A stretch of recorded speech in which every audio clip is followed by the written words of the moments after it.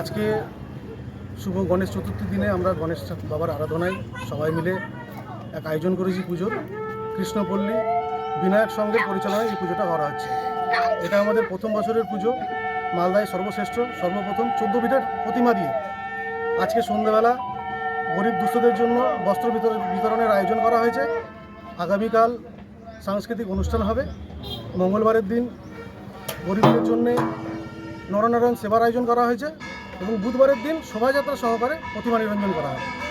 এটা প্রথম বর্ষ? এটা আমাদের প্রথম বছর। আপনার নাম? আমার নাম তন্ময় ভট্টাচার্য, ক্লাব সদস্য।